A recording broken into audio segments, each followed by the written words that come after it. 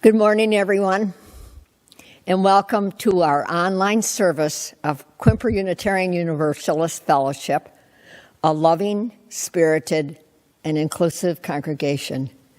And what a week we've had, haven't we? My name is Amelie Stevens, and it's my pleasure to serve as your worship assistant this morning. In a moment, we'll be lighting the chalice, and you're invited, of course, to light a candle in your own home as well.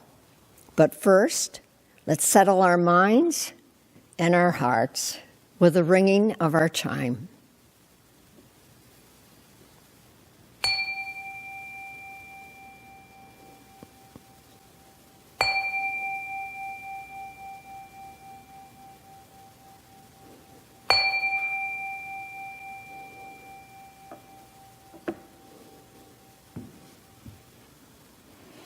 It's good to be together on this cold, crisp, midwinter day, isn't it? But to help us remember the gifts that winter brings, let us join voices with Doug Rodgers in our call to community. That's hymn number 17, Every Night and Every Morn. Words by William Blake, and music is by Ralph Vaughan Williams.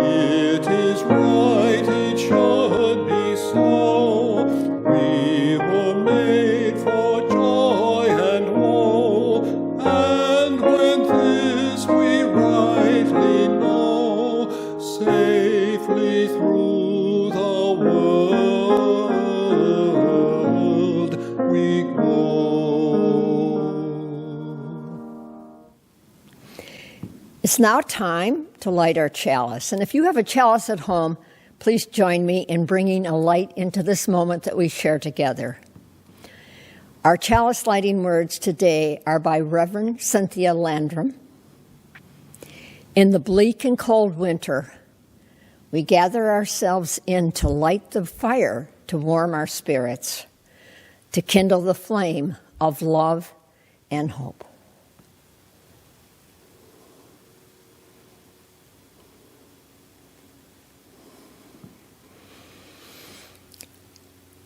Our opening words today are by our own minister, Kate Lohr. We gather today in recognition that each of us is unique. Each of us is searching for something, and each of us is here on the planet actually for a very short time.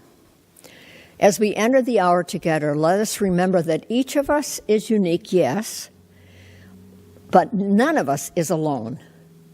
For at this hour, in small towns and big cities, many of our sibling Unitarian Universalist congregants are also meeting in search of greater wisdom, of greater meaning, and of greater love.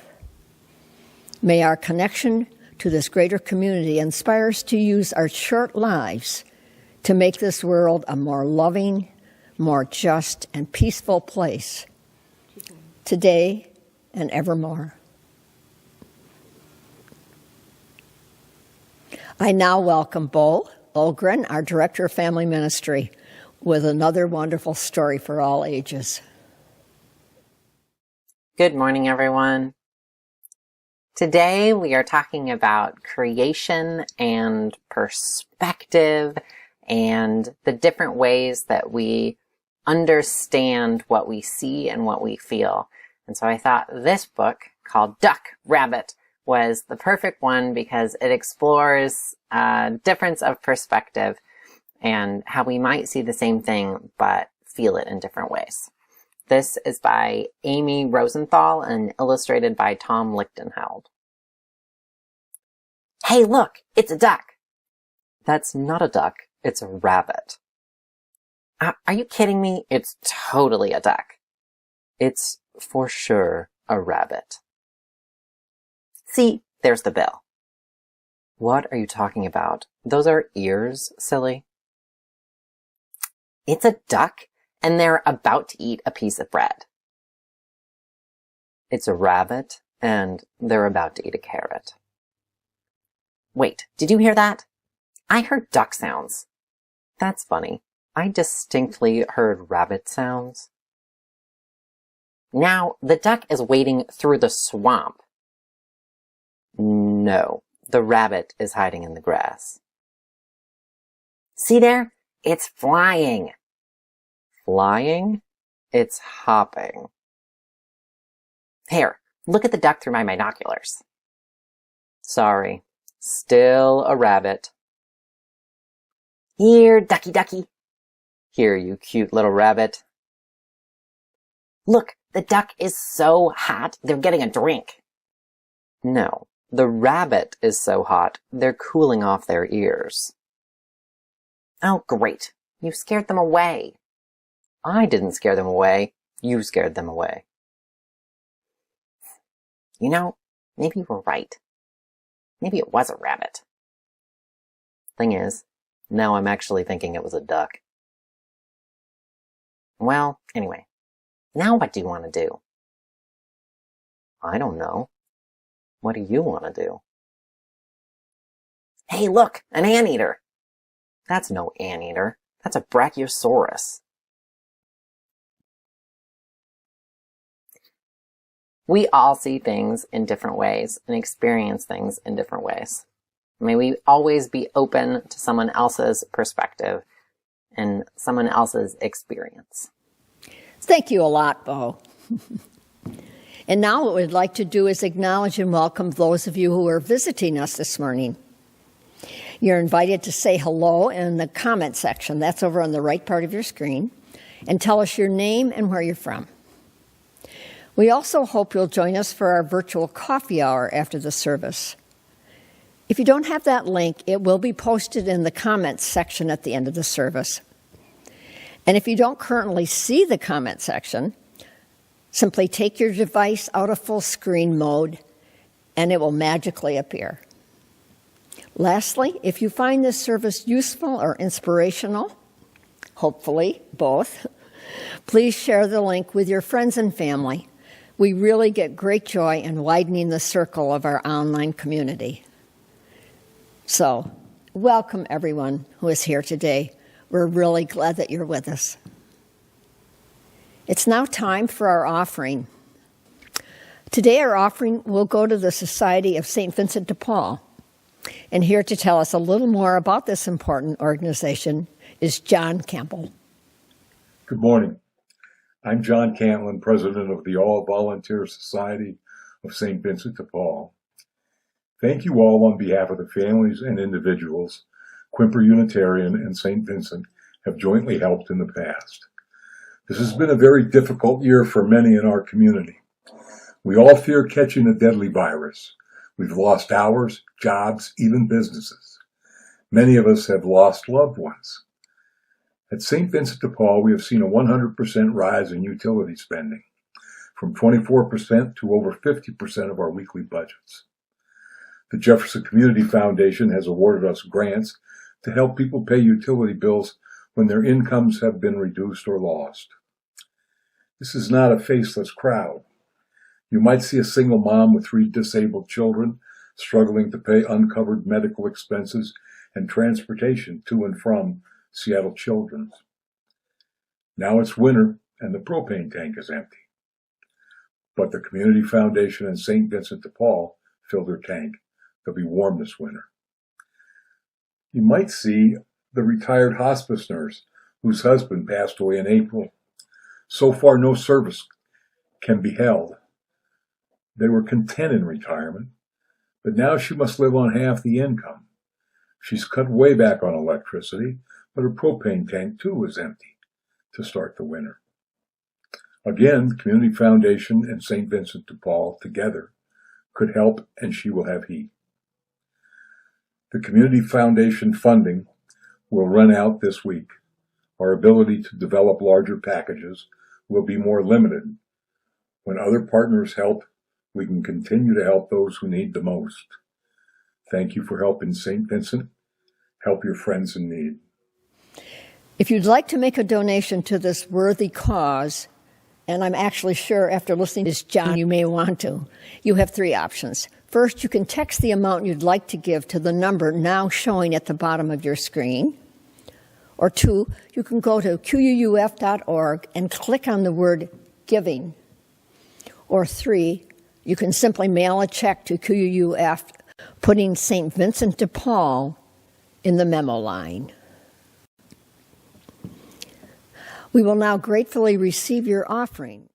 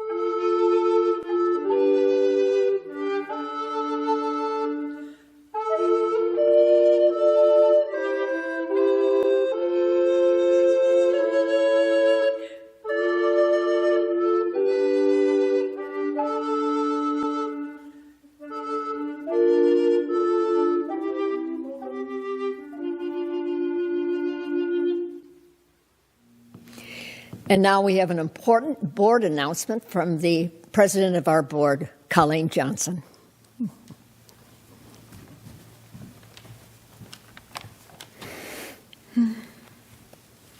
Thank you, Anzi. Yes, today's the day. Today's the day that we will meet in a special meeting at 1 o'clock today by way of Zoom. We will meet to vote on a bylaws revision and to choose our mission statement for the next year. You will have received information in weekly updates and in an e-blast that give you the details of this. And in our agenda, we will show you the things that we'll be voting on. We will hear about the budget revision for the rest of this fiscal year. We will try to handle our regular business in this highly irregular year. And I hope you can all join us. So we will gather at 1 o'clock. That gives us time to complete the Sunday service. It gives us time to join our coffee hour for sharing and support with friends and fellow congregants.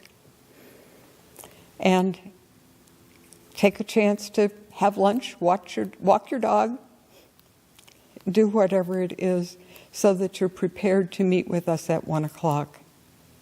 Okay. If there are any problems, we do have a crew of people who are there to troubleshoot, and so that we can all participate. Thank you. We will now share our joys and sorrows. For the first stone. For the first stone, we share that we recognize that our personal joys and sorrows are really, honestly, only a fragment of the joys and sorrows of a larger community. And thus, our first stone is going to go on our altar, thinking in particular of the amazing attempt that was had this week to overthrow our democracy, putting our government and ourselves into a lot of fear and chaos. And what we hope is that our fellow citizens rally around our new president to restore peace and civility and adherence to our Constitution. And now, within our congregation, we're going to start with a prayer request from Morning Star that she and her son Frankie may find a safe, mold-free rental environment and increased peace of mind very soon. We light this candle of hope and comfort for you today, Morning Star. And we send you our love and our concern. And now we're going to light a candle of joy for Dean Carr and Catherine Camacho Carr in honor of their wedding anniversary, which is today. Dean and Kathy were married 45 years ago at the Second Unitarian Church in Chicago. Kathy's father, a very devout Catholic and a very sweet person, commented that he realized that their marriage was not recognized in the eyes of God, but he was very relieved to know that at least it was legal. And the flowers today were also purchased by Dean in honor of this special day. Happy anniversary, Kathy and Dean. We wish you many more happy years together. For this next candle, we light it at the request of member Hillary Rosen, and I'd like to just tell you her words. Please light a candle of appreciation for our minister, Kate. In spite of being so busy with all she does for us, and in spite of her preparations for study leave, Kate rearranged her schedule and dedicated part of her New Year's Day to helping a member of our community in their final days, and also arranging a beautiful wedding ceremony in about 24 hours. For that and many other things, Kate, we appreciate you and hope your study leave is fruitful and peaceful. Thank you for all you do. And I think all of us in this congregation could easily ditto that. Thank you, Kate, for all you do. And our final stone we place here, holding in our hearts the joys and sorrows I've just shared, but also thinking of the joys and sorrows among us that are unexpressed but of no less importance. I think this has been a time when many of us have deep, deep sorrows and anticipated joys as well. So I now invite you into a moment of silence that will be followed by a musical response.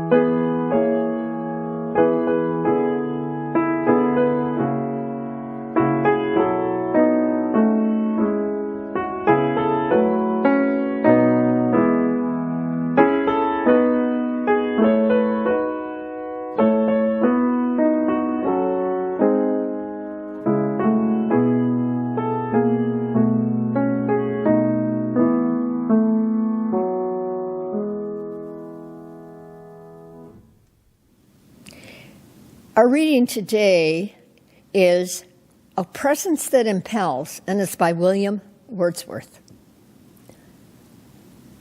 A presence that disturbs me with the joy of elevated thoughts, a sense sublime of something far more deeply interfused, whose dwelling is the light of setting suns and the round ocean and the living air and the blue sky, and in the mind of man, a motion and a spirit that impels all thinking things, all objects of all thought, and it rolls through all things.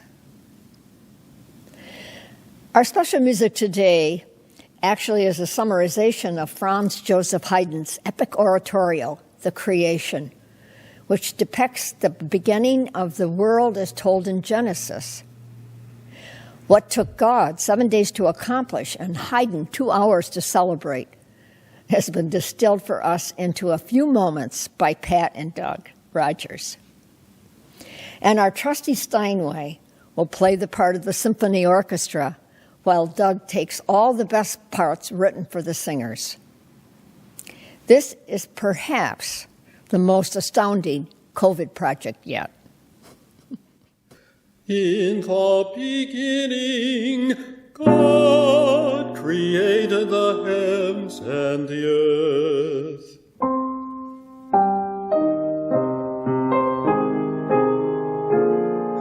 And the earth was without form and void. And darkness was upon the face of the deep.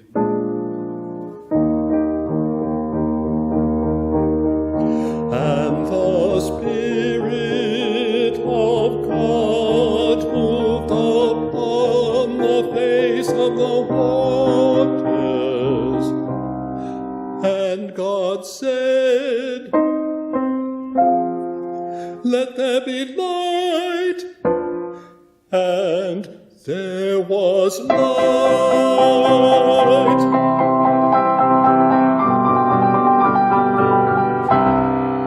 And God saw the light, that it was good, and God divided the light from the darkness. And God made the firmament, and divided the waters which were under the firmament from the waters which were above the firmament. And it was so. And God said, let the waters under the heavens be gathered together in one place, and let the dry land appear. And it was so. And God called the dry land earth, and the gathering of waters called he seas. And God saw that it was good. And God created great whales, and every living creature that moveth. And God blessed them, saying, be fruitful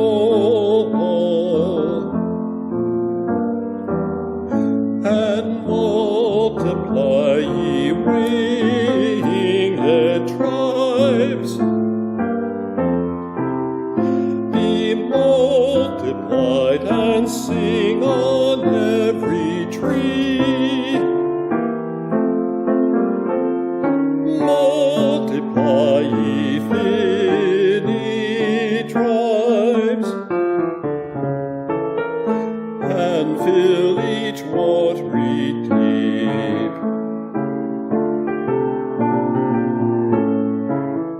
Be fruitful, grow and multiply, and in your God and Lord rejoice, and in your God and Lord rejoice.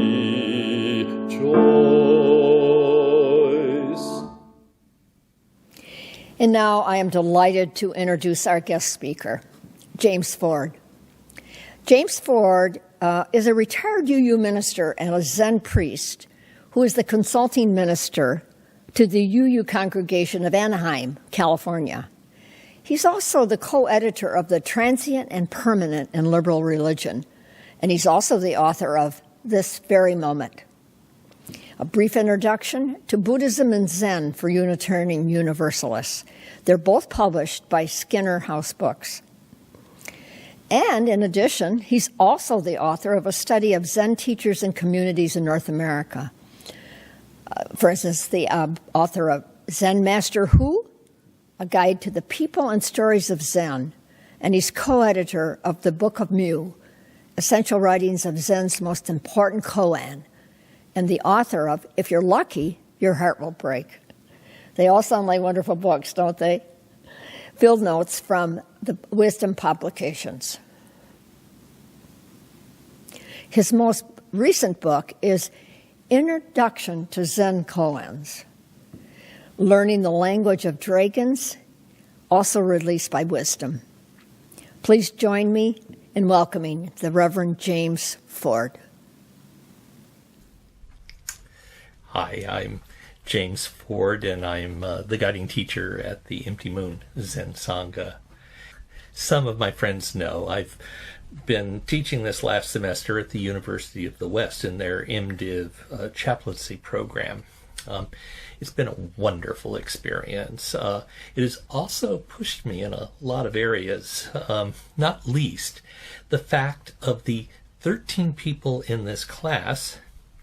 5 were Buddhist monastics, 3 nuns from China, another nun from Korea, and the 5th a monk from Bangladesh, ultimately by way of Sri Lanka. Half of the balance of the class were raised Buddhist within Chinese cultural contexts. My job was teaching a survey course in Abrahamic texts, the sacred scriptures of Judaism, Christianity, and Islam. The need was for potential, it still is, of course, for potential chaplains to have a sympathetic sense of the dominant religions in North America and the West broadly. And as I said, these people are not from the West. So television and movies notwithstanding, they do not get many of the things we think of just as the way things are.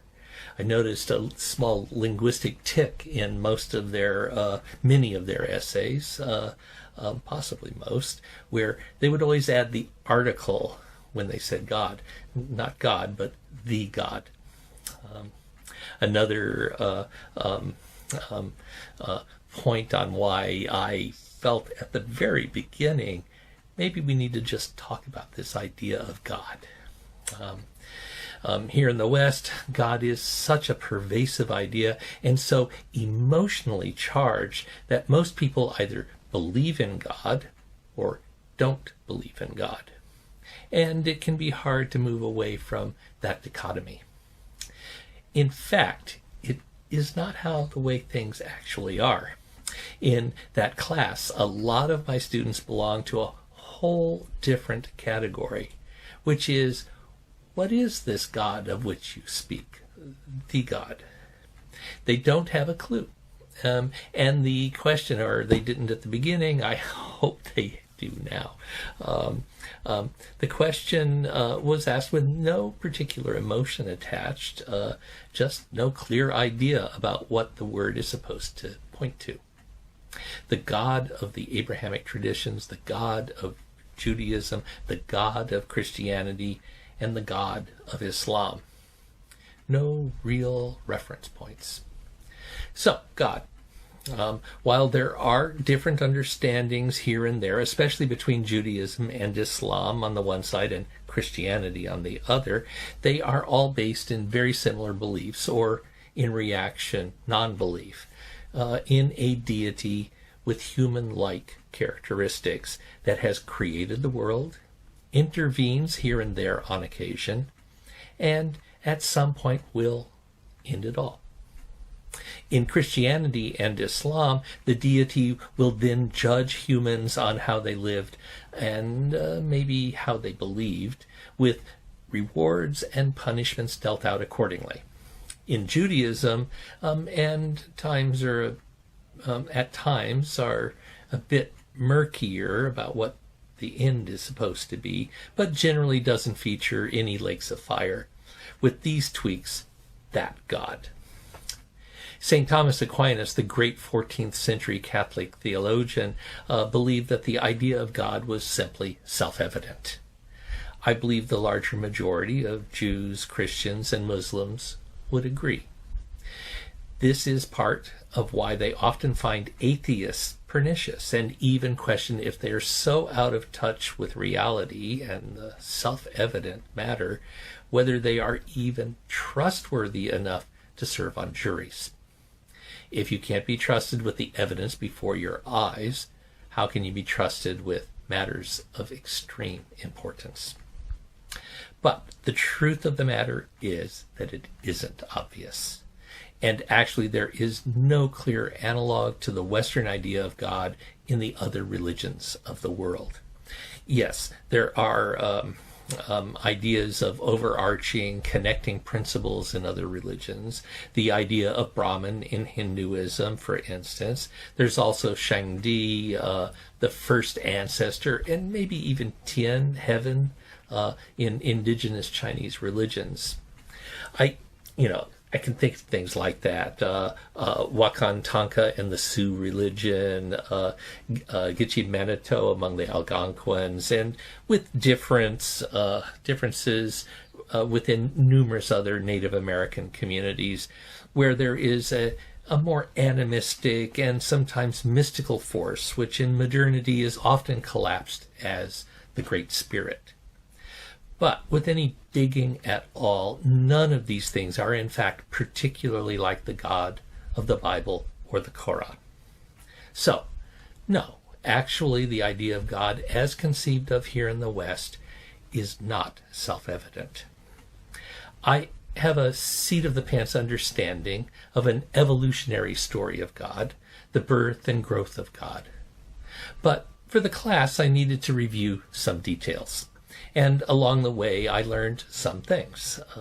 And while it seemed to me you all might find it a helpful pointer or two on your spiritual paths if I were to share some of this with you. So today, let's look at that birth of God, the God of the West, and what that God might mean for us. Children of the post-Enlightenment, post-modern, really post-postmodern, Buddhist fellow travelers, the spiritually curious. For us, in a time of disbelief and quest, what can God mean for you and for me? Me, where I started was with the non-human and the class. I start with the non-human animal world.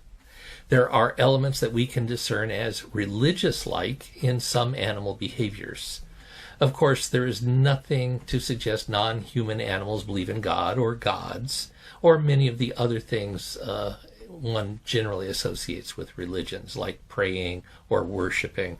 But they do things that we associate with human religions. For instance, many animals engage in ritual behaviors.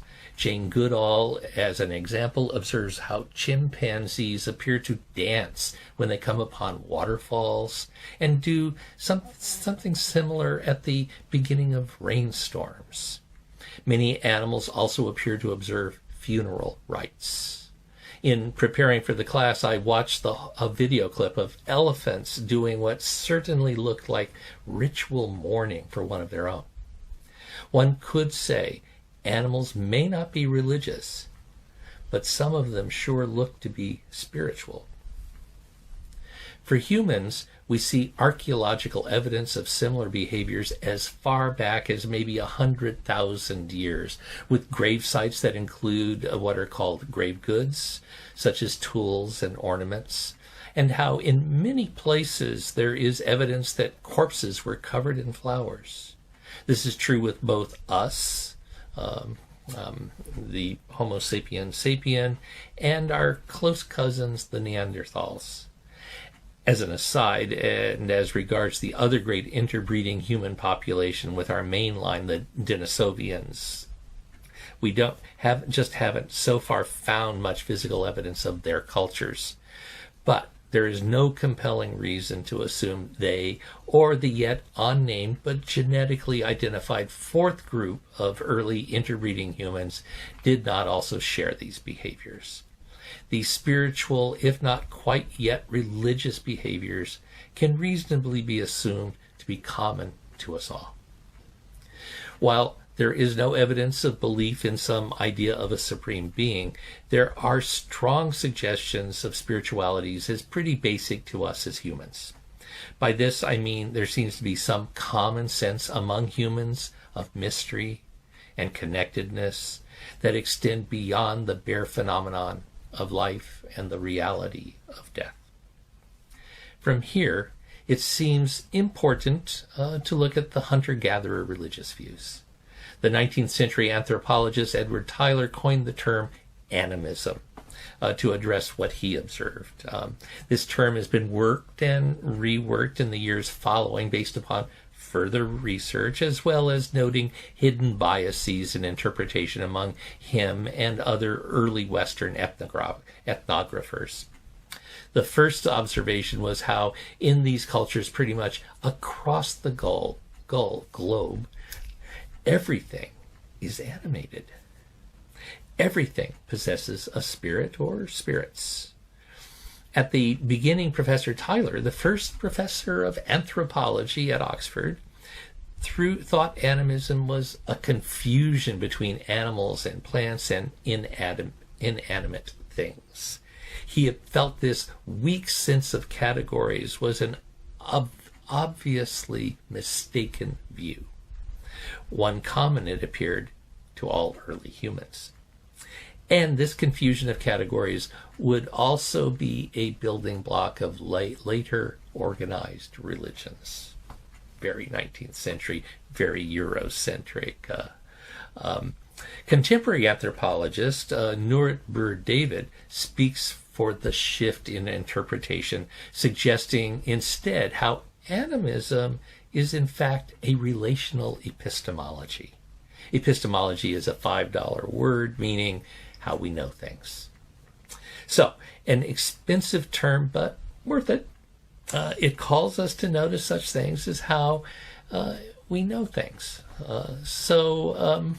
Specifically, animism is an approach to life that is centered in our relationships.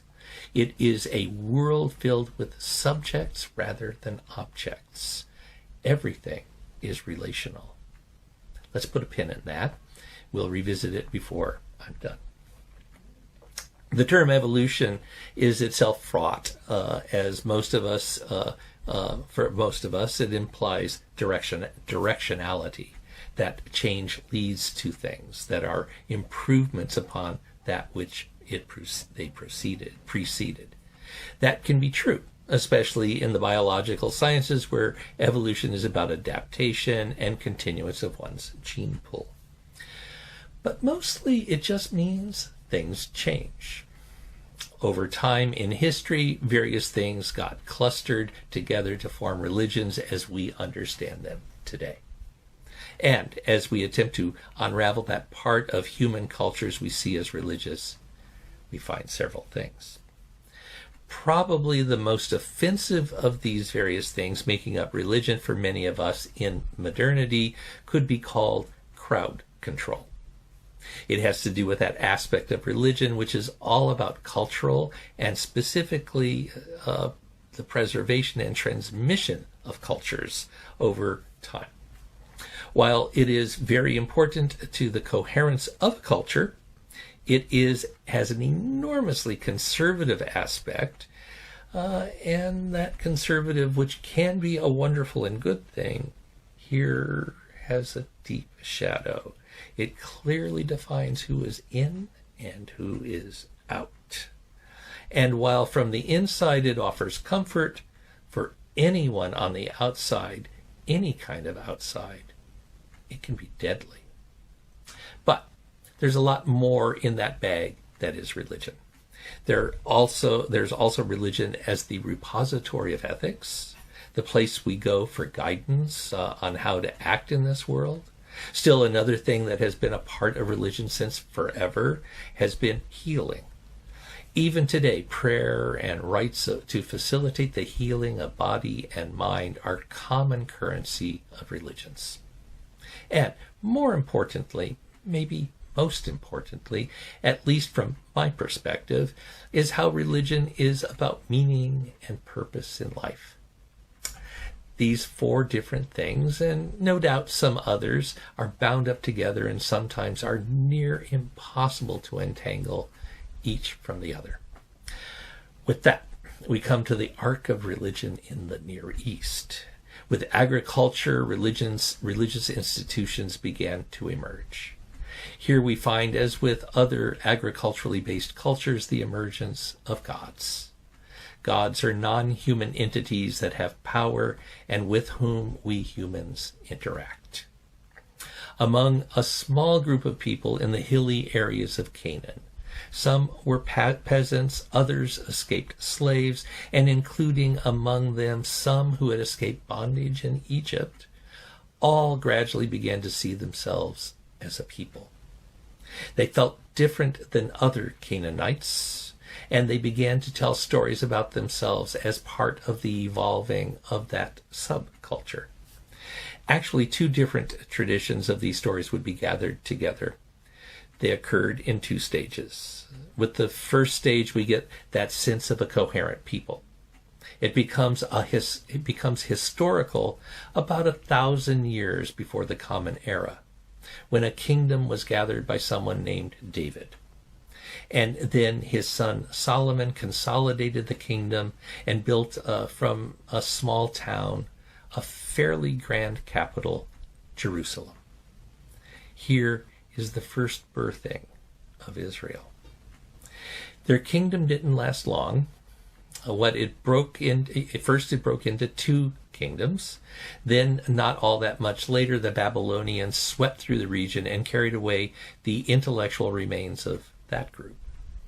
There, in the 6th century before our Common Era, by the waters of Babylon, people began a second editing of the stories. When the Babylonians were themselves conquered, these captives were allowed to return to their homeland.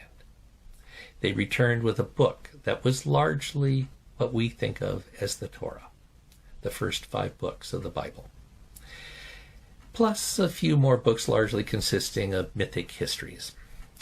A really interesting thing in that archaeological record is that before the Babylonian captivity, the Israelites were in practice not monotheists.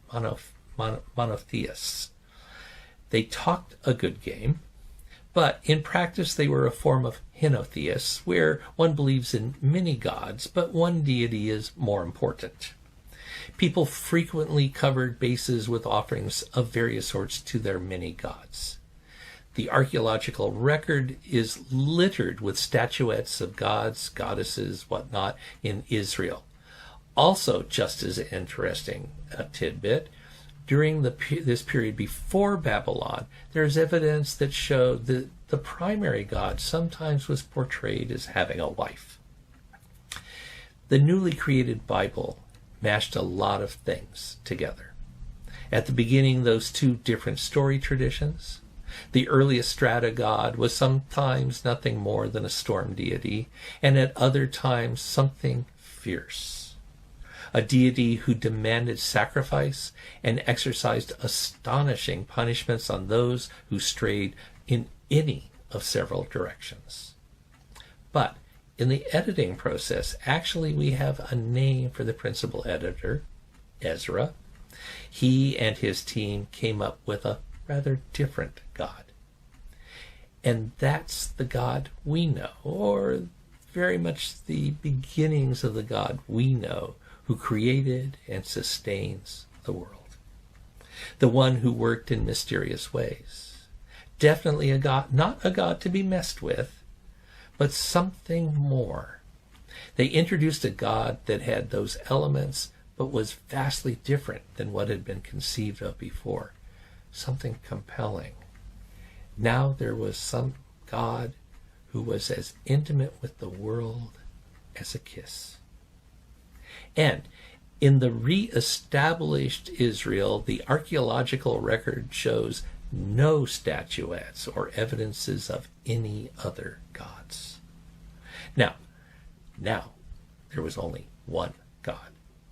And according to this new Bible, the God that wasn't just their God, although they did have a special covenant, but now this was a God of the whole world. A God that represents love and forgiveness, and most of all, was a God of hope. In this sad, sad world, a God many find compelling. Maybe not self-evident, but this God has touched many hearts. I find myself returning to that earlier idea of how the world works, and particularly that idea of finding our meaning in a world where we are not objects to each other, but that we relate subjectively. That is where each of us is meaningful just because we exist. If we dig into it, it makes a certain sense. We are in fact created out of each other. And by we, I mean us, you and me, the humans, but also the animals, and also the plants, and also the seemingly inanimate world. Through strands of cause and effect, we are created and we create. Dr. King's single garment of destiny. We look deeply and discover how rich and truly mysterious we and this world are. And while we humans may have created that God which represents this deeper and ancient sense of connection, it is our attempt to capture something true about who we are and what this world is. So, for my class, and maybe for all of us, some sympathy for the tradition seems worthy. And there's more to this as well. Not only does God have a birth, but God is growing. And we're encountering ever richer nuances of what this greater of which we are a part might be. is simply two examples of many. Vedanta and Buddhism offer perspectives on reality that are already reshaping Western understandings of ultimacy and with that of God. We know humans are a dangerous lot, and when we open our hearts we notice the connections. Then we may be dangerous, but we're also something else. In the traditions of the West, we become the children of God. Maybe that's something for us to consider. In fact, may we be worthy of that possibility. Thank you. Let us now join our voices together for our closing song for the wonderful song, Dark Winter, by the UU composer Shelley Jackson Denham.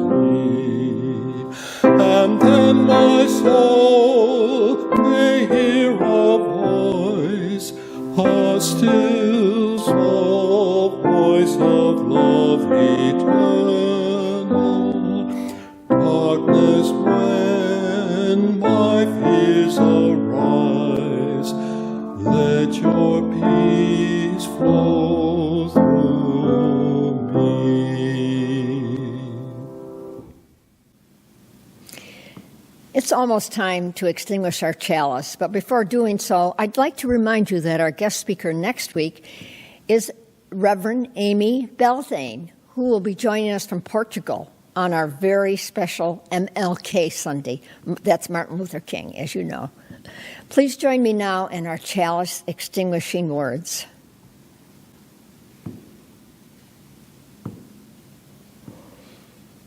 We extinguish our flame, but not the light of truth, the warmth of community, the fire of commitment, or the power of transformation. These we carry in our hearts until we are together again.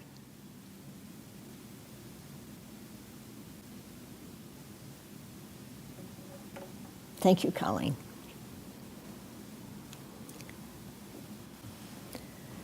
After the service, I hope you'll join us for our virtual coffee hour. I hope to see you there. But first, let us turn our attention to the New York City Virtual Chorus and Orchestra, who will now provide our postlude, How Can I Keep From Singing?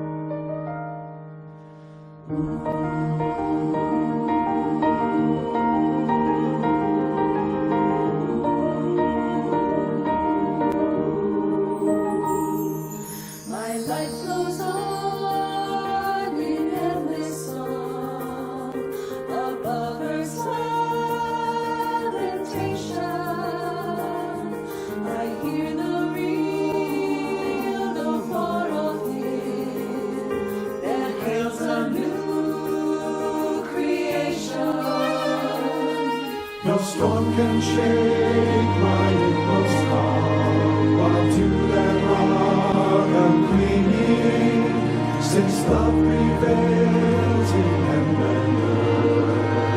How can I keep from singing?